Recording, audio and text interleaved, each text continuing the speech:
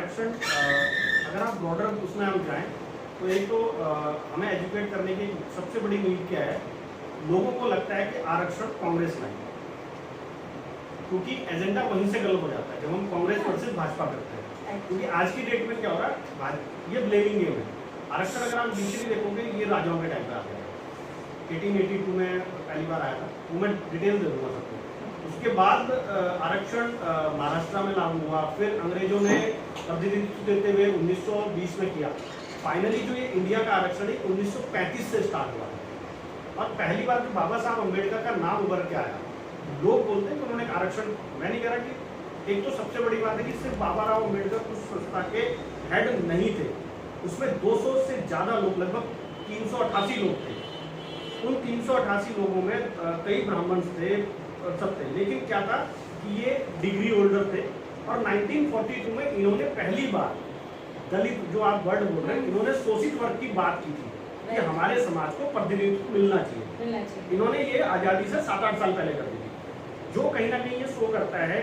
कई बार जो एलिगेशंस लगते हैं कि ये लोग क्या अंग्रेजों के साथ मिले हुए थे, उसका एक बहुत बड़ा पार्ट है कि इंडिया के बहुत सारे लोग, बाबा साहब अम्बेडकर वकील थे, महात्मा गांधी वकील थे। एक बहुत छोटा सा क्वेश्चन बनता है कि इन्होंने भगत सिंह का केस क्यों नहीं लड़ा? ये क्वेश्चन से बहुत वैलिड क्वेश्चन है, लेकिन कोई आज पूछना नहीं चाहता, क्योंकि महात्मा गांधी के नाम पे कुछ कहेगा, लोग कह देंगे जी राष्ट्रपिता को गाली देगी। अम्बेडकर साहब को कह दोगे तो वो एक समाज वर्ग आ जाएगा जी को उसको गाली देगी। पर्टिकुलरली अगर वो एजुकेटेड थे, डिग्री थी, तो क्यों नहीं लड़ा केस?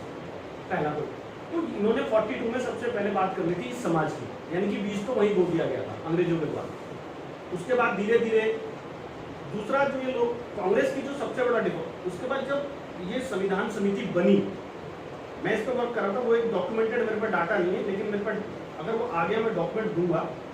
2 लोग ऐसे भी थे जो सिख थे, जिन्होंने उस पर साइन ही नहीं किए थे, और वो हमारी हिस्ट्री कभी नहीं बताती कि उन्होंने साइन क्यों नहीं किए थे। कोई ना कोई रीजन होंगे। उन 2 लोगों ने कहा था कि हम साइन नहीं करेंगे। मे भी उन्होंने क्या गलत देखा, क्या लगता है, वो जानते होंगे, या उनसे रिलेटेड लोग जानते होंगे। बाबा राव भीमराव अम्बेडकर सिर्फ और सिर्फ इसको ड्राफ्टिंग करने के लिए थे, इनका नाम हाईलाइट कर दिया गया। पूरी लोगों की लिस्ट है, लगभग समितियां बनी हुई थी इसके अंदर, 32 के आसपास समितियां थी। उस समितियों के हर किसी के अलग अध्यक्ष थे, उनका बहुत बड़ा योगदान था, लेकिन प्रोजेक्टेड कर दिया गया। दूसरा जो प्रतिनिधि ये दिया गया था, आरक्षण कहीं भी एजुकेशन सिस्टम पे नहीं था। जब ये आरक्षण दिया गया इस बेस पे दिया गया था कि भाई रियासतें कन्वर्ट हो रही हैं, भाई मैं ठाकुर हूँ या मैं ब्राह्मण हूँ तो मेरे को पैसा था, भाई राजपुरोहित के पास पैसा था, ठाकुर के पास रियासत थी तो बाई डिफॉल्ट उसके पास पैसा था। जैसे हम राजा वीरभद्र को ले लें या अपने यहाँ मानवेंद्र साहब इनकी फैमिली को ले लें, आज भी वो राजा परिवार जीत रहा है, तो इनके पास पैसा था। तो एक माइंड में ये आया कि ऐसा ना हो कि यही लोग फिर से राज कर लें, जो सामंतवाद खत्म करना था। तो एक ये दिया गया कि 10 सालों के लिए प्रतिनिधित्व पे आरक्षण, कि अगर संसद या विधानसभा कुछ भी बने तो वहाँ पे इस वर्ग का एक प्रतिनिधित्व रहे, ताकि वो अपने वर्ग को आगे बढ़ाए। वो 10 साल का जो आरक्षण था उसको कब इन्होंने एजुकेशन सिस्टम में कन्वर्ट कर दिया गया, इसका कोई डॉक्यूमेंटेड प्रूफ नहीं है मेरे साथ। उसके बाद जब मोरारजी देसाई की सरकार आई है, मोरारजी देसाई की सरकार ने सबसे पहले एक आयोग बनाया था, वहां से ये शुरू हुआ है मंडल कमीशन, जिसको बाद में वीपी सिंह ने मंडल कमीशन को लागू करा था भाजपा के सहयोग से, उस समय जनसंघ द्वारा। वहां पे मंडल जो आप कह रहे हो कि हमने विरोध किया, उस समय हम भी 10th में थे, मुझे आज भी याद है। मुझे क्लास याद नहीं है ना, हम 10th में थे, 10th में हम पढ़ रहे थे। मैं तो 10th C का क्लास का था, तो हमारे यहाँ तो साइंस के स्टूडेंट जल्दी से बगावत करते नहीं थे। फर्स्ट टाइम था कि बुद्धूमल की लड़कियों ने आसाराम के, बुद्धूमल की लड़कियां आई थी, चूड़ियां लेके आई थी और क्लास लेके आई थी, क्योंकि हम तब आसाराम के पे वो होती थी, तारबाड़ होती थी। तो इन्होंने क्लास से तारबाड़ काटी, और क्योंकि हमारी क्लास कॉमर्स की साइड थी तो उन्होंने कॉमर्स की तरफ चूड़ियां ही आई थी। तो फर्स्ट टाइम मैं वहाँ पे, हम सब लोग उसी वो मेरा क्या था, मैं बिल्कुल ऐसे बैठता था खिड़की के साथ, तो मैंने देखा तो एक अंदर से मतलब अलग सा महसूस हुआ। मैंने कहा लड़कियां हमें चूड़ियां दिखा रही, तो मैं अपनी सीट से उठा, मैंने कुर्सी उठा के बाहर गई। एक क्लास से कुर्सी गिरनी थी, उसके बाद कितनी कुर्सी गिरी किसी को नहीं पता, और उसके बाद एकदम से भगदड़ मच गई। उसके बाद वो अगला आंदोलन टेकअप कर लिया था आसाराम में, फिर तो रोज वही होता था, डेली मार्केट फिर डेली हो गया था। तो वही आंदोलन बाद में जाके जो आपने बताया कि लोगों ने आग लगाई, देखिए वो एक सेंटिमेंट है। आपने बोला ना यूथ ये ना करे, लेकिन होता क्या है जब आप एक पीक सेंटीमेंट में होते हो, मैंने वो सेंटीमेंट ऐसे महसूस किया कि जब नसीम अहमद ने हमारे साथ गलत किया था आसाराम में, तो मतलब एक भी मतलब 100 लोगों से अगर हम मिले, हमारे साथ कोई नहीं खड़ा था उस समय। सबका कहना क्या था, टीचर हो, प्रिंसिपल हो, सब सरकार से थोड़ी कोई लड़ सकता है। मतलब वो इस बात को एक्सेप्ट करने को तैयार थे मन ही मन में कि नसीम अहमद ने बायोलॉजी प्रैक्टिकल में कम नंबर दिए, वो गलत था, लेकिन ये एक्सेप्ट करने को तैयार नहीं थे कि बदला जा सकता है। मेरा परसेप्शन सेट है ना, क्योंकि उनको लगता है सरकार से नहीं बदला जा सकता। उस समय भी यही हुआ था। हमने डिसाइड किया, हमने 9 महीने आंदोलन किया था आसाराम के अंदर। आगे असेंबली चलती थी, जिस डी.एस. रावत सर से लोग डरते थे, वो आगे खड़े होते थे, उनके पीछे हम टेंट में बैठे रहते थे। और ऐसा नहीं कि हमने पढ़ाई नहीं करी उस दौरान, हमने पढ़ाई बहुत अच्छी की। तो सिस्टम प्रॉब्लम वहां से है। पहले तो ये बैरियर है कि हम नहीं कर सकते, वो बैरियर तोड़ना पड़ेगा। उसमें क्या कुछ भी हो सकता है, पुलिस अरेस्टिंग से लेकर बहुत कुछ चीजें उस समय भी हमने झेली। मतलब वो चीज़ हमें सिखा दी गई थी। हम बाहर बैठे थे, किसी ने हमें ज्ञान दिया कि बाहर से पुलिस उठा लेते तो हम कैंपस के अंदर चले गए रात में। वो भी हमारे कोई वैल्यूसर ही थे जिन्होंने ये कहा कि भाई कैंपस के बाहर कभी भी उठा सकते, कैंपस के अंदर पुलिस नहीं आती। हमें नॉलेज नहीं थी, लेकिन उसने ज्ञान दिया, हम अंदर चले गए रात को। पुलिस उठाने आई तो अंदर मिले नहीं, पता लगा हम तो अंदर सो गए सारे के सारे। वो आंदोलन चला, फाइनली हमने वो मार्कशीट गवर्नमेंट से चेंज कराई। वो यूपी की हिस्ट्री में शायद फर्स्ट केस होगा, मुझे नहीं पता उसके बाद हुआ नहीं हुआ, बट वो कहीं आता नहीं है उसमें। और वो यही हुआ विकास नगर जैसी जगह में। तो ऐसा नहीं है कि छोटी जगह नहीं कर सकती। रहा सवाल वायलेंस का, यूथ के अंदर एक बेसिक कंटेंट है, अगर लीडर सही नहीं मिला तो यूथ वायलेंस पे जाएगा, जो आज हिमाचल में हो रहा है। क्यों हो रहा है? हिमाचल सरकार ने 90 दिन का समय दिया। भाई आपने 4 लाख आदमी देखा, आपका प्रेशर हिल गया। उन्होंने तो ये बात की थी कि आप हमें 10 दिन बोलो, हम 10 दिन यहाँ बैठते 10 दिसंबर को, लेकिन आप प्रॉपर आयोग बना के दो, हम 10 दिन बाहर रहेंगे, आप अंदर रहो, आप विधानसभा चलाओ, हम बाहर बैठे हैं। इन्होंने 4 लाख आदमी देखा, इन्होंने कहा इन्होंने इमीडिएटली एक ड्राफ्टिंग कर दी 4 घंटे में। आपने 4 घंटे में ड्राफ्टिंग की, 90 दिन का समय मांगा, आप उसके बाद सो गए, क्योंकि आपको लगा आप तो लोग चले गए, आप दोबारा नहीं आएंगे। 10 मार्च को खत्म हो गई। जब 10 मार्च को खत्म हुई, क्योंकि 10 मार्च को इलेक्शन आना था, रिजल्ट आने थे, तो उन लोगों ने 6 दिन का टाइम और बढ़ाया कि ठीक है अभी इलेक्शन आ रहे, आप लोग डिस्कस करके 16 मार्च को अगर आप नहीं करोगे हम शिमला घेराव करेंगे। उन्होंने शिमला बंद का आह्वान किया। आपने 14 तारीख से लोकल थानों में, मान लो आप वहाँ के अध्यक्ष है, मंडी वाले को नोटिस, उसको नोटिस, उनको डिटेन करना शुरू कर दिया, उनके पदाधिकारियों को देवभूमि संगठन के। उन्होंने वो फिर भी 16 मार्च को पहुंच के लगभग 40-50 हज़ार की संख्या में, जब वो 40-50 हज़ार पहुंच गए, सरकार ने उसमें अपने वो डाले, वो वीडियोज अवेलेबल हैं, उसमें सरकार के खुद के अपने लोग गए, उन्होंने उस आंदोलन को पथराव किया, वो क्लियर फुटेज है। और उन्होंने 17 तारीख की रात को उमित ठाकुर, मदन ठाकुर, दीपक चौहान को अरेस्ट कर लिया होटल से। अगले दिन होली थी, ताकि किसी को पता न लगे, 5 दिन की रिमांड पे भेज दिया। 19 तारीख से आंदोलन शुरू हुए, तो जहां जहां आंदोलन हुए लगभग 12 लोग और उठा लिए। तो आज की डेट में लगभग 13 लोग अरेस्ट है, सिर्फ इसके चलते कि उन्होंने डिमांड करी कि हमें स्वर्ण आयोग चाहिए। आपने एक वादा किया था 90 दिन का, वो पूरा कीजिए। आप उस 90 दिन का आपने वादा किया था, भाई आप ठीक है मत देते उस समय, जब वो 3-4 लाख आदमी आपको धर्मशाला विधानसभा में घेर रहा था, आप बोल देते पॉसिबल नहीं है। आपने क्यों बोला उनसे? आपने रिटर्न में दिया है, ऐसा भी नहीं कोई वर्बल कम्युनिकेशन है। और सीएम ने आके अनाउंस किया, अनाउंस करने के 4 घंटे के अंदर लेटर दिया उन्हें लिखित में। मतलब इसका मतलब आप विधानसभा को भी झूठा बता रहे हो। तो यूथ किस पे भरोसा करेगा? अब अगर वो वायलेंट होता है तो दोषी तो सरकार है, ठीक है। आप उसके बाद उनको समझाने के बजाय उन्हें अरेस्टिंग करता होते हो, उससे क्या होगा? इनको अरेस्टिंग करी, इन्होंने भूख हड़ताल कर ली। आज वो तीनों ने जेल में भूख हड़ताल करी हुई है। अभी हमें सिचुएशन नहीं पता, आज से हिमाचल के अंदर कर्मी अनशन चालू हो गया।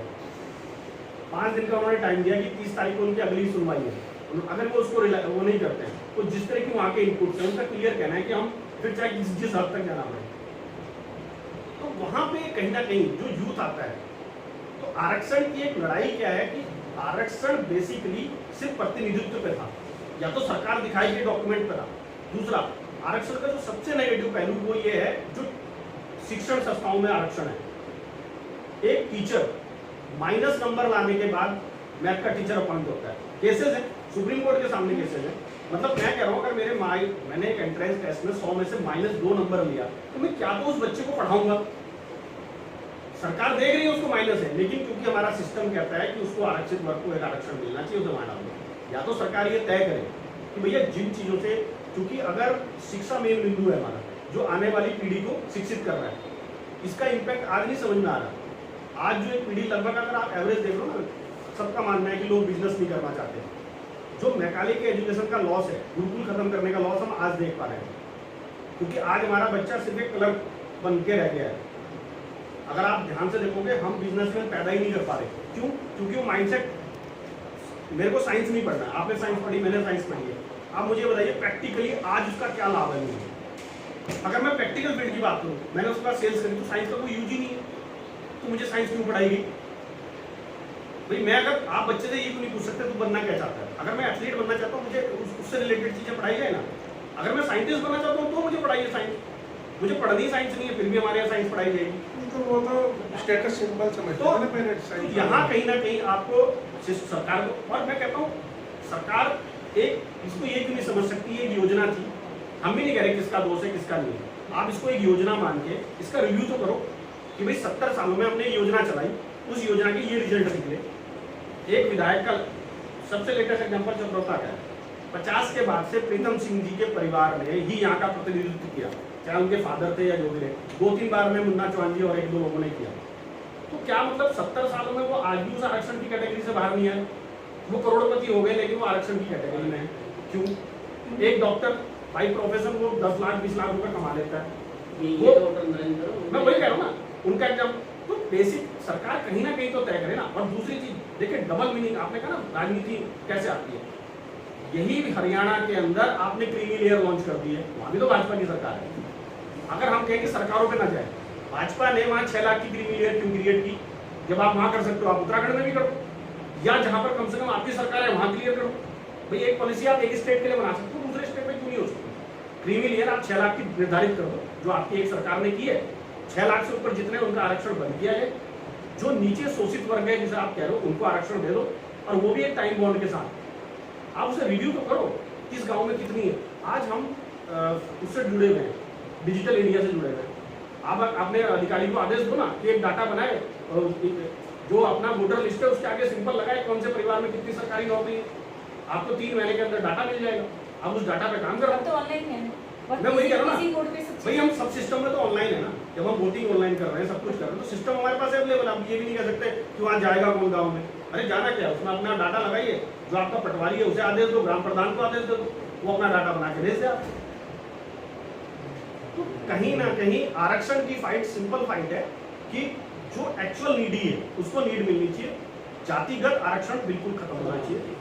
और खासकर एजुकेशन में तो बिल्कुल भी और बिल्कुल नहीं होना चाहिए था। डिफेंस, अब जैसे डिफेंस है, अभी कुछ लोग, अभी एक मैं सुन रहा था, शायद वो भी हरियाणा, एक तरफ तो आप ला रहे क्रीमी लेयर, दूसरी तरफ आप एक चीज ला रहे हो कि प्राइवेट इंडस्ट्री में 75% आरक्षण लगा दिया जाए। ये बीजेपी सरकार का एक वो है, अभी कुछ समय पहले ही पोस्ट डाली। मतलब आप इंडस्ट्रीज को खत्म करना चाहते हो। भाई मैं एक बिजनेसमैन हूँ, मैंने 1 करोड़ रुपए लगा के इंडस्ट्री लगाई है, मैं अनकेपेबल आदमी क्यों रखूंगा अपने यहाँ?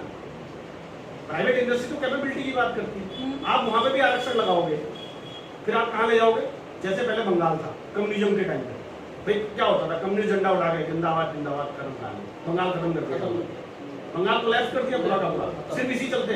तो उन्होंने कम्युनिस्ट आदमी इसका मतलब है कि हम लोग एजुकेशन ले ही नहीं रहे, जो आपने पूरा खत्म कर बात दिया, की। मैं बता रहा हूँ आपको। अगर ये होता तो यानी कि गवर्नमेंट सेक्टर तो हमारे लिए खत्म था ही, अब प्राइवेट सेक्टर भी हमारे लिए खत्म हो जाएगा। मैंने जब विरोध कर, देखिए मेरे पे कई बार मेरे मित्र लगाते हैं, मैं आरएसएस में प्रचारक भी रहा, विस्तारक रहा। जिस समय लोग, मैंने कहा ना कई बार लोग, जब मैं बीएससी कर रहा था मैं विस्तारक चला गया 93 में। मेरे को ठीक है, राष्ट्रवाद हमें होना चाहिए, मैं भी मानता हूँ, और मैं आज भी कहता हूँ कि मैं आरएसएस का स्वयंसेवक हूँ, लेकिन मैं उस आरएसएस और इस आरएसएस में बहुत बड़ा डिफरेंस आ चुका है। मैं सामने बोल सकता हूँ, बीजेपी माइंडेड राष्ट्रवादी होने का मतलब ये नहीं है कि मैं बीजेपी की हर गलत नीति का भी समर्थन करूँ, और बीजेपी का मतलब राष्ट्रवाद नहीं है, कांग्रेस का मतलब गैर राष्ट्रवाद नहीं है। कांग्रेस में भी अच्छे लीडर है, लेकिन प्रॉब्लम ये है कि उनका जो सिस्टम बैठा हुआ है ऊपर वो गलत है। उनको समझ ही नहीं आ रहा कि देश कहाँ चलाना है। वो हमारी संस्कृति से ही अनभिज्ञ है, वो हिंदुत्व की बात करते हैं जिन्हें सिस्टम ही नहीं पता। और सबसे बड़ा लॉस जो ये सरकार बोल रही है, जिस मुद्दे पर हम शायद पहुंच ही नहीं पा रहे, आज एक भाई से लड़ा हुआ है। मान लीजिए मैं शूद्र हूँ, ये ब्राह्मण है, मैंने इन पर केस कर दिया किसी भी रीजन से, क्योंकि वहाँ पे भी आपको पढ़ना पड़ेगा। जब कोई एससी समाज का व्यक्ति करता है, उसको 4 लाख रुपए प्रोत्साहन राशि दी जाती है। क्यों? मतलब आप प्रोवोक कर रहे हो कि मैं इन पे केस करूं। अभी एक बेटे ने अपने बाप को मार दिया किसी फर्जी केस में, ये आप गूगल पे सर्च कर लो, हम नहीं कह रहे आप किसी पे जाइए, आप गूगल सर्च कीजिए। आज की डेट में तो इंटरनेट का जमाना है, उसने सिर्फ अपने बाप को मार दिया और लड़के ने मारा खुद और फंसाया किसको, किसी उसको। ऐसे बहुत सारे केसेस हैं। विष्णु तिवारी 22 साल जेल में रहा, लास्ट में आप कहते हो निर्दोष था, उसके 22 साल का हर्जाना कौन सी सरकार देगी भाई? उसको आपने 20 साल की उम्र में, आगे 42-43 साल में बाहर आया, अब ना उस पर बीवी है, ना बच्चे, ना माँ बाप है, करेगा क्या वो आदमी? वो आदमी वायलेंस नहीं करेगा तो क्या कर सकता है? बहुत बड़ा चांस है जब कुछ सब कुछ खत्म हो गया तो वायलेंस करेगा। वैमनस्य कौन बढ़ा रहा है? आप कह रहे हो आप समरसता कर रहे हो, मैं कह रहा हूँ आरक्षण ही और जातिवाद दो ऐसे फैक्टर है जो समरसता के लिए सबसे खतरनाक है। क्योंकि मैं अगर इनसे जाति बेस रखता हूँ, भाई मेरा बच्चे को 1000 रुपए देने हैं, इनके बच्चे ने 100 रुपए देने हैं, तो हमारे में डिफरेंस शुरू हो गया। जो बात आपने कही कि मेरा बच्चा कहता है पढ़ाई की, मेरे बेटे को हुआ था गुब्बारा, एक बैलून फेंका, बैलून हर बच्चे खेलते हैं, आपको भी पता है, बैलून टारगेट इधर अपने दोस्त को था, वो गलती से दूसरी तरफ चला गया, उसका वर्क कुछ और था। उसने कंप्लेन कर दी ग्रुप की, मुझे बुलाया गया, तो मेरे बेटे ने कहा सॉरी बोलो, तो मैंने वो इंस्पेक्टर मुझे साइड में गया, तो भाई साहब समझ लो, मैंने क्या समझ, मेरा बेटा कह रहा क्या होगा मैक्सिमम 6 महीने की सजा, कह रहा मैंने गलत काम किया, मैं नहीं मानता बात। तो देखिए आज की यूथ को आप इनलॉजिकली नहीं दबा सकते। हमारे टाइम पे हमने फिर भी बर्दाश्त किया क्योंकि हमारे पास ना तो इतने साधन थे, ना इतनी एजुकेशन थी। आज का यूथ इंटरनेट से लेके इक्विप्ड है। अगर आप उसे सोचोगे ना, आप उसे सिर्फ इसलिए दबा दोगे कि यार कानून की ये धारा है, तो कानून में आर्टिकल 16 कहता है कि हमें समान अधिकार भी है, ठीक है। आर्टिकल 47 ये कहता है कि शराबबंदी होनी चाहिए। तो जो सरकारें नौटंकी करती है कि आर्टिकल शराबबंदी नहीं हो सकती, वो हो सकती है, वो संविधान में लिखी हुई है, वो धाराएं लागू नहीं की गई क्योंकि उससे इनका रेवेन्यू लॉस होता है, उनकी पार्टी से। संविधान का आज भी 20% हिस्सा ऐसा है जो लागू ही नहीं किया गया, और उनमें ये सारी चीजें हैं जहां आपको हमें समान अधिकार मिलता है। भाई हम समान हैं, आप एजुकेशन फ्री कर दो ना, आप हेल्थ फ्री कर दो, आप 2 सिस्टम फ्री कर दो कि अमीर हो गरीब हो ये जगह यहाँ पे जाएगा, उसका ट्रीटमेंट फ्री होगा।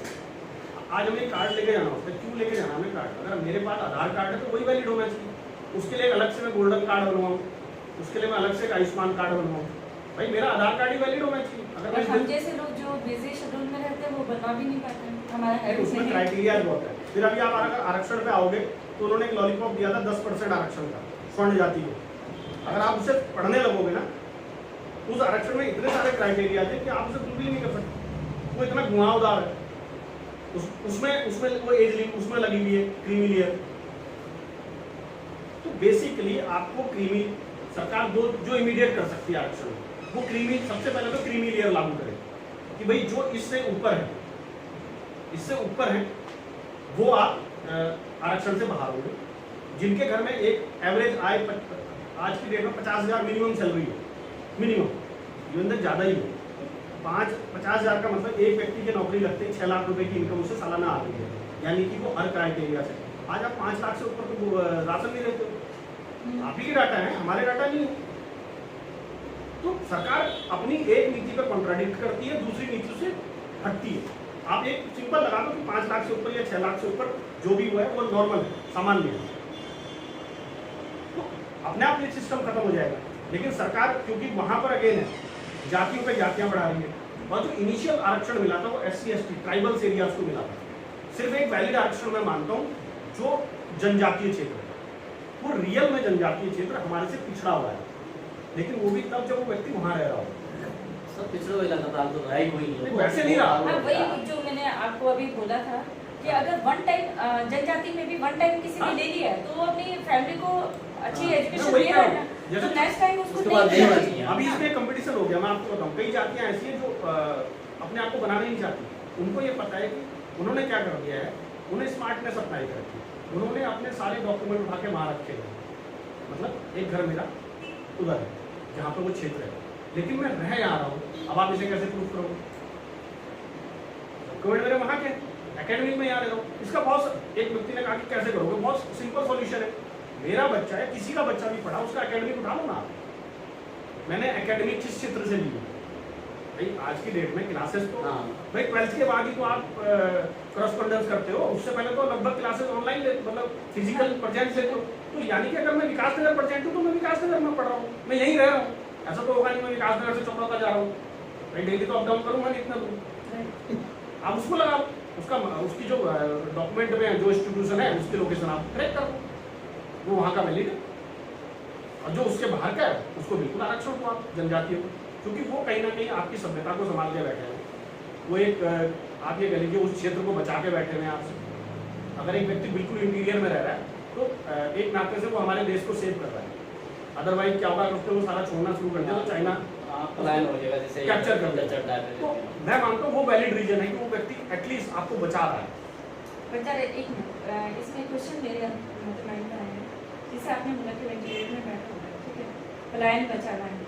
अगर हमने उसको फिर से वही है आरक्षण दिया, जॉब लगी, अब आपको मैं वही कह रहा हूँ या ना, तो वो उसी प्लेस पे रहे।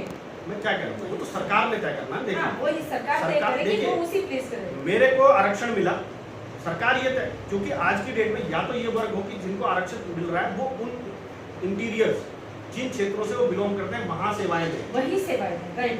रीजन है क्योंकि अगर वो बाहर चला गया तो फिर आप दो ना भारत सेवा, को हम कह रहे हैं automatic- बिल्कुल उस आदमी का हक बनता है। इवन मैं तो ये अगर पॉलिटिकल एक हिमालय बेल्ट को ग्रीन बोनस मिलना चाहिए। अगर हम सर इस विषय में एक छोटा सा उदाहरण दूँ। अभी जैसे इंटीरियर इलाके के कोई डॉक्टर है, कोई इंजीनियर है, तो पिछले साल यानी कि 5-6 साल पहले ये लागू किया गया था कि जो यहाँ पे डॉक्टर है, यहीं के विकास नगर के लोग, जैसे डॉक्टर खन्ना है, ऊपर के हैं जो सार के, उनकी बदली ऊपर कर दी थी। उन्होंने वहीं पे ही रिजाइन दे दिया और अपना प्राइवेट खोल लिया। तो रीजन है ना, उन्होंने पैसा हाँ। कमा लिया ना, हाँ। उनको नीड नहीं है बेसिकली उस और आए तो उस बेस पे ना, आरक्षण बेस पे आए। तो कह रहा हूँ ना, आपको आपको आरक्षण बेस पे सीट मैंने तो आपको एक एग्जांपल दे दिया। 1950 से लेकर आज बहुत इजी एग्जांपल है, चकरौता विधानसभा अवेलेबल है, आप उसका रिसर्च करो।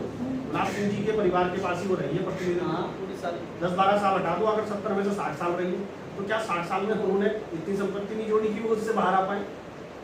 इन्हें तो कुछ इसमें एक स्टेटमेंट बहुत अच्छी आई थी चिराग पासवान की, लेकिन अल्टीमेटली उस नेता को कोलैप्स कर दिया। उस बंदे ने खुद बोला था खड़े होके कि आज हमारे समाज को जरूरत है कि हम मुख्य धारा में आए और जो लोग सक्षम हैं उन्हें आरक्षण छोड़ना चाहिए। मैंने उसकी स्टेटमेंट की थी, मैं उससे मिलकर आया था दिल्ली में। उनका एक अच्छी स्टेटमेंट है, बट लेकिन वही है, उसके समाज ने उसका विरोध कर दिया। जो उसका पर्टिकुलर वोट बैंक था उसने उसकी लंका लगा दी, तो वो भी हट गया। तो अगर आप राष्ट्रीय दलों से ये उम्मीद करते हो कि वो आरक्षण को खत्म करेंगे, पॉसिबल नहीं है। पहली नहीं चीज, जब तक ये जन आंदोलन में कन्वर्ट नहीं हो। और जो आपने वैलिड कहा था, आरक्षण का आंदोलन बहुत अच्छा चल रहा था, लेकिन कुछ स्मार्ट नेताओं ने उसी को कन्वर्ट करके उत्तराखंड आंदोलन किया। अगर हाँ, मैं सही थी ना, इसीलिए मैंने फर्स्ट वो नहीं, वही देखिए वो हर जगह प्रोबेबिलिटी है। मैंने कहा ना, वो डिपेंड करता है कि आपकी सोच क्या है।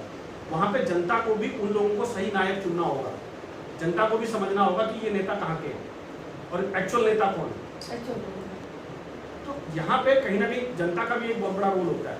भाई वो आंदोलन शिफ्ट हुआ, जिस भाजपा कांग्रेस ने उत्तराखंड का विरोध किया है, ये डॉक्यूमेंटेड है, आज वही सत्तासीन है। तो इसमें मूर्खता इनकी नहीं है, जनता की भी है। अगर हम कहेंगे हम भी कल्पित है उसमें, तो वहीं पर गेम आता है कि आज जो हिमाचल लड़ रहा है, उन लड़कों ने एक अलग जगह ली और उन्होंने एक पार्टी की अनाउंसमेंट कर दी, तो समाज के लगा ये तो राजनीतिक थे। कैसे राजनीतिक थे आप ये बताओ ना। जब आप उन्हें हर समय मारोगे, उन्हें पीटोगे, क्या करेंगे? अभी उन्हें सिस्टम से लड़ना है, पुलिस वालों से लड़ना है, तो क्या करें?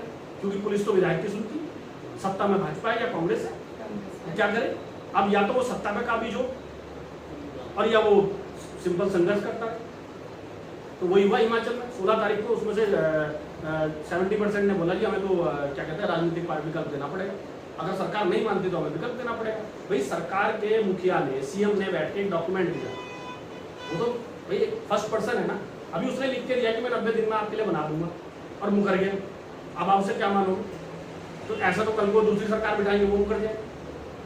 तो अल्टीमेटली या तो आपको सत्ता पानी पड़ेगी, सिस्टम चेंज करना है, और नहीं है यहाँ जनता को चुनना पड़ेगा कि वो राइट आदमी को अपने बीच से भेजे ना।